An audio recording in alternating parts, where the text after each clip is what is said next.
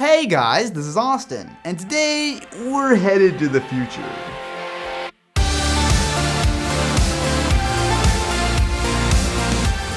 If somehow you've never heard of the Oculus Rift, I've done a few videos on the original version and a couple prototypes, but the Developer Kit 2 is actually on sale right now if you want to give VR a shot. Pop open the box and you'll find everything you need to get started, including the new positional tracking camera, which reads the IR lights built into the headset. From the outside, it's similar to the original Rift, but Oculus has changed quite a bit in just a year.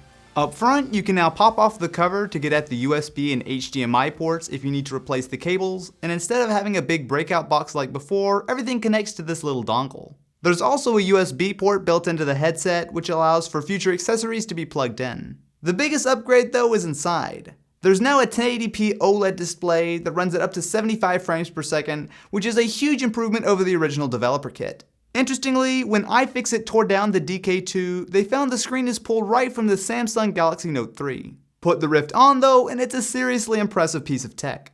If you've never tried VR, there are a few demos that really do a great job of showing off what the Oculus is all about. The Unreal Engine coaster takes you on a ride around a nicely detailed room and is one of my favorite demos, as it's nice and comfortable while still giving you a definite feeling of riding an actual roller coaster.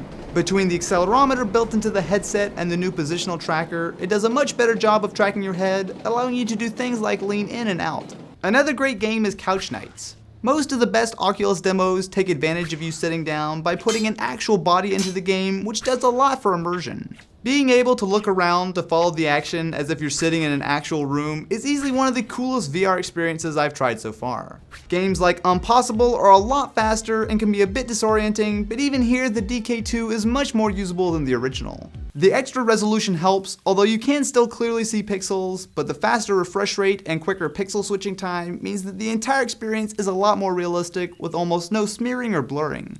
Not everything is as intense though. Ocean Rift is a straightforward diving demo that lets you explore the ocean, which really shows off the huge scale that VR can give, and the jump scares when you get eaten by a shark too.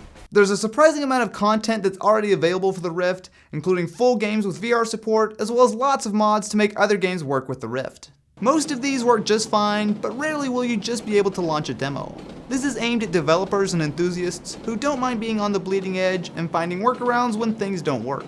There is early support for Linux and Mac, however you basically have to use a Windows box right now. I used a PC with a Core i7 and GTX 780, which ran everything smoothly, slightly overkill, but you'll need hardware that can essentially run a pair of 1080p screens at a locked 75 frames per second to get the full experience. While the hardware itself should theoretically work on anything with an HDMI port, don't expect to be using the Oculus Rift on a console anytime soon. There is Sony Project Morpheus for the PS4, which I got to spend some time with at E3, which is similar in a lot of ways, although the screen is quite a bit better on the DK2 at the moment. The difference is that you can order the latest Oculus Rift right now, where the Morpheus is at least a year away. The DK2 is a great way to get into virtual reality, but it's not for everyone. If you don't mind spending a little time getting things to work, and understand that there isn't a massive library of VR content just yet, then for $350, the Oculus Rift Developer Kit 2 is totally worth it. However, unless you're a major nerd, it's probably best to wait for next year for the consumer version to be released, alongside major titles like Eve Valkyrie. Either way, I think VR is here to stay. So what do you guys think? Definitely be sure to let me know in the comments below. Anyway, I've got to give a big shout out to Squarespace for making this video possible. Squarespace is the all-in-one platform that makes it fast and easy to create your own professional website or online store. I've recommended Squarespace to my friends for a while because it really is dead simple. There's no need to spend all day learning how to code, it just works. There are tons of great looking templates to choose from that let you drag and drop content right in, and they all work great on a phone, tablet, and computer automatically. It starts at just $8 a month, however for a free trial, head over to squarespace.com/Austin. When you decide to sign up, just use the offer code Austin at checkout to get yourself 10% off and let them know I sent you.